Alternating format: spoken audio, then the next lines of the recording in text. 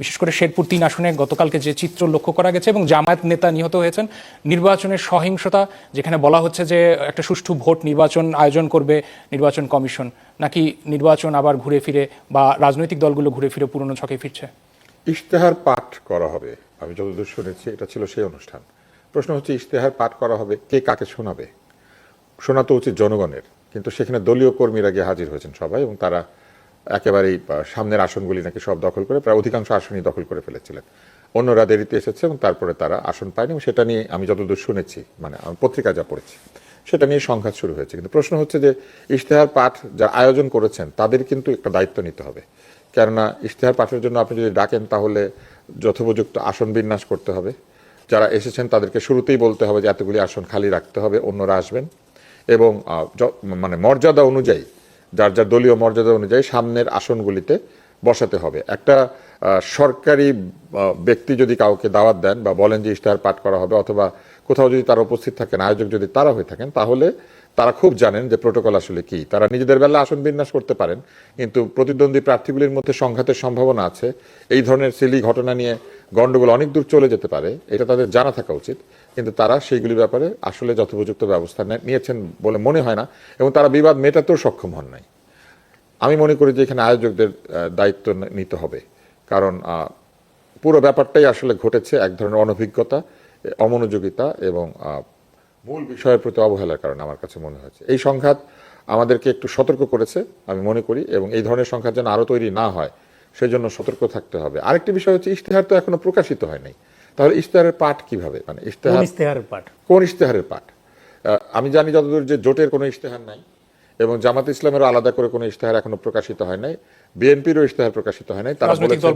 তারা বলেছেন 1 তারিখে হয়তো হবে। কিছু কিছু রাজনৈতিক দলের হয়তো ইশতেহার আছে, যেটা আমি জানি না।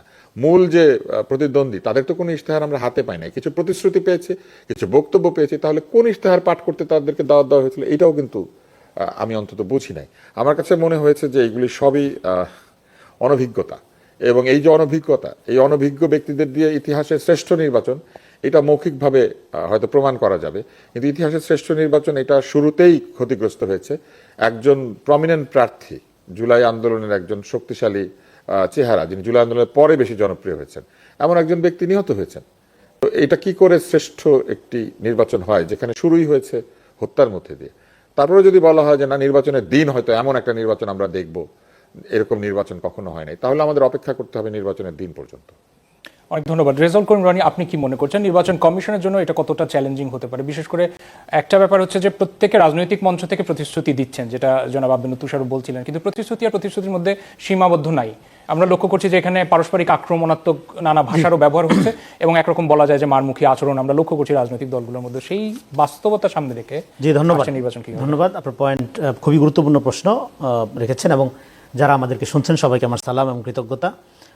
তুষার ভাই একদিক থেকে আলোচনা করছে, এর মধ্যে দিয়ে মোটামুটি ফ্যাক্ট যেটা, সেটা খানিকটা চলে আসছে, যেটা অন্তত মিডিয়াতে আমরা জানতে পারছি। ঘটনাটা এরকমই, কিন্তু এই ঘটনাটা কেন ঘটলো এইটার কজটা আমি বোঝার চেষ্টা করছিলাম। মানে সাধারণত ভায়োলেন্স নিয়ে অনেক ধরনের থিওরি আছে, অনেক ধরনের কথাবার্তা আমরা শুনি, কিন্তু মূলত ভায়োলেন্স মানে ধরেন প্র্যাকটিক্যালি মাঠে গড়ায় দুইটা জিনিসের মধ্যে যদি আপনার গরমিল থাকে, মানে পলিটিক্যাল ভায়োলেন্স, সেটা হলো আপনার ভার্চু, আপনার নীতি এবং আপনার ডিউটি, আপনার কর্তব্য, দুইটার মধ্যে যখন পার্থক্য তৈরি হয়, ভায়োলেন্সের সূচনা হয়। যেমন ধরেন বৌদ্ধ ধর্মের উদাহরণ দেওয়া যায়। বৌদ্ধ আমরা জানি জীব হত্যা মহাপাপ, হ্যাঁ, শান্তি পরম লক্ষ্য তাদের, কিন্তু তারপরেও কিন্তু রোহিঙ্গাদের উপর ক্লিনজিং হয়েছে। শ্রীলঙ্কাতে বৌদ্ধ বিশাল হিস্টোরি আমরা জানি। তো যখন এই ধরনের বৌদ্ধ মঙ্ক নেতারা, ধর্মীয় গুরুরা এই ধরনের ক্লিনজিং চালায়, তখন আপনি যদি প্রশ্ন করেন যে আপনার তো জীব হত্যা মহাপাপ, যদি মারলেন কেন, তখন তারা বলে জীব হত্যা মহাপাপ, এটা আমার ভার্চু, এটা আমার নীতি, কিন্তু আমার ডিউটি হলো আমার কমিউনিটিকে রক্ষা করা, এটা আমার ডিউটি। ফলে সে যে হত্যা করতেছে তার প্রতিদ্বন্দ্বীকে বা প্রতিপক্ষকে, এটা সে দায়িত্ব আকারে করতেছে, এটা সে নীতি আকারে করতেছে না। তার মানে তার নীতি এবং তার ডিউটি আলাদা হয়ে যাচ্ছে, সে ভায়োলেন্স করতেছে, সে মানুষের জীবনকে কিন্তু তখন আর জীবন মনে করছে না, সে মানুষের শত্রু মারতেছে। সো এটা হলো থিওরিটিক্যাল প্রিমাইজ অফ ভায়োলেন্স। এবং বাংলাদেশে এই ঘটনাটা কীভাবে করতেছে, ইলেকশন আগের থেকে, আমি বহু আগের থেকে বলতেছি violence is coming, violence is coming. কেন? কারণ সোশ্যাল মিডিয়াতে আপনি যখন ফলস ন্যারেটিভ তৈরি করছেন, আপনি যখন লক্ষ লক্ষ বট আইডি, বট সেলিব্রিটি, মানে হাজার হাজার পেজের মধ্য দিয়ে আপনি যতখানি শক্তিশালী না, তার চেয়ে অনেক বেশি শক্তিশালী হিসেবে আপনার সমর্থকদের মধ্যে একটা বার্তা পৌঁছাচ্ছেন, এবং মাঠে আপনার প্রতিদ্বন্দ্বীদের বক্তব্যগুলোকে টুইস্ট করে সত্যের সাথে মিথ্যা জোড়াই দেওয়া, সত্য না মিথ্যা না, পলিটিক্যাল ট্রুথ, রাজনৈতিক সত্য, যেটা মিথ্যার চেয়ে ভয়ঙ্কর উৎপাদন করছেন, ফলে আপনার যারা সমর্থক তারা বাই নেচার ফ্যানাটিক হয়ে উঠছে। এবার ওরা যখন মাঠে যাচ্ছে তাদের ইমাজিনেশনের মধ্যে তো তারা মানে ধরেন আপনার এই মিথিক্যালি বা ধরেন হাইপ অনুযায়ী তারাই সবচেয়ে শক্তিশালী, তাদের প্রতিদ্বন্দ্বী আর কেউ নেই, তারাই সবচেয়ে সাচ্চা, তারাই জুলাই, তারাই আপনার সবচেয়ে সৎ লোক, তারাই সবচেয়ে মহান, তারাই সবচেয়ে ডেডিকেটেড, তারাই চুজেন পিপল। হ্যাঁ, এরকমভাবে যখন আপনি ন্যারেটিভ তৈরি করেন, কিন্তু মাঠে যেয়ে দেখা গেল নো, প্রতিদ্বন্দ্বী মাঠে অনেক শক্তিশালী, প্রতিদ্বন্দ্বীর দখলে মাঠ। এবার আপনি যখন তাকে অ্যাটাক করতে গেলেন, যেমন আপনি চেয়ার দখল করে বসে রইলেন, প্রশাসনের যারা আয়োজক তারা বললো যে আপনারা ভাগ করে সমান সমান ভাগ করে বসেন চেয়ার। আগে গেছেন তাতে কি দুই দলই যেহেতু একসাথে যাবেন, উনি বললো তারা মনে করলো যে না আমরা তো ছাড়বো না সিট, সামনের দিকে আমাদের বসতে হবে। কিন্তু মাঠে তো আপনার ওই শক্তি নাই, সামনের দিকে আপনি কেন বসবেন? আপনি আপনার কলিগ, প্রতিদ্বন্দ্বী কলিগ হোক, তাকে সিট ছেড়ে দিবেন, অর্ধেক অর্ধেক করে নেবেন, ভাগ করে নেবেন। কিন্তু আপনি তো ভাগ করতে রাজি হইলেন না, রাজি না হয়ে ভায়োলেন্স যে উস্কায় দিলেন। এই ঘটনা উদাহরণ আকারে আমি যে প্রিমাইজ বলতেছি এর সাথে মিল আছে। সে ছাড়তে যে রাজি হইল না, এই কনফিডেন্স কই থেকে পাইল? না, এটাও কি মাঠে তাদের একটা প্রভাব রাখার জন্য কি কৌশলগত একটা? কৌশলগত না, এটা হলো believe in wrong thing is more dangerous than believe in nothing. আচ্ছা। আপনি এই যে মিথ্যাটা বিশ্বাস করে গেলেন, আপনি মনে করলেন যে আপনার সমর্থকের বাইরে দুনিয়ায় আর কিছু নাই, ভুয়া সমর্থক, ভুয়া আপনার ন্যারেশনের মধ্যে আপনি মাঠে যেয়ে দেখলেন যে আপনার প্রতিদ্বন্দ্বী আপনার চেয়ে অনেক শক্তিশালী। ফলে আপনি যেহেতু আপনার কল্পনা চিন্তা যেহেতু আপনি আগায় গেছেন, আপনি বট আইডিকে মনে করছেন যে রিয়েল মানুষ এবং ওরাই আপনার সমর্থক। ফলে মাঠে আপনি যখন অ্যাক্ট করছেন, আপনার প্রতিদ্বন্দ্বী শক্তিশালী, মাঠ তো তার দখলে, সে তখন রিয়েক্ট করছে, ভায়োলেন্স হয়েছে, দুইটা মারামারি হয়েছে, আহত একজন মারা গেছে। That's the cause. তাহলে এটার তারপরে প্রতিক্রিয়া ভায়োলেন্স, কি হবে? তাহলে ভায়োলেন্স শুরু হচ্ছে কোথায়? শুরু হচ্ছে প্রথমে সোশ্যাল মিডিয়াতে।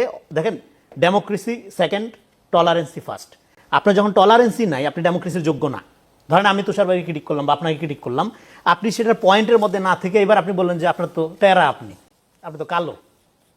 হ্যাঁ, আপনি যখন এইভাবে পোর্ট্রেট করবেন, আপনি যখন ক্যারেক্টার অ্যাসাসিনেশনের দিকে চলে যাবেন, আপনি যখন ভ্যালু জাজমেন্টের দিকে চলে যাবেন, তখন বেসিক্যালি আপনি মানুষের মর্যাদাবোধকে স্বীকার করেন না, আপনি ডেমোক্রেটিক প্রিন্সিপাল থেকে সরে গেলেন। তো তখন আপনি আপনার প্রতিদ্বন্দ্বী খারাপ, ওরা সবচেয়ে জঘন্য, আপনি ভালো, এইভাবে সমাজকে বিভক্ত করতে থাকেন। সমাজকে বিভক্ত করার মধ্য দিয়ে আপনি সমাজে ভায়োলেন্ট ফেনোমেন, একটা ফ্যানাটিক হুজুগে কালচার তৈরি করেন। যেটা দেখবেন আপনি সোশ্যাল মিডিয়াতে এখন, আপনি যদি একটা দলের সমালোচনা করেন তাহলে আপনি নিরপেক্ষ না, আপনার বিরুদ্ধে শত শত লক্ষ লক্ষ ফটোকার্ড ছাড়া হবে, আপনার প্রত্যেকটা বক্তব্যে বিকৃত করে 10 সেকেন্ড নিয়ে ভিলিফাই করা হবে।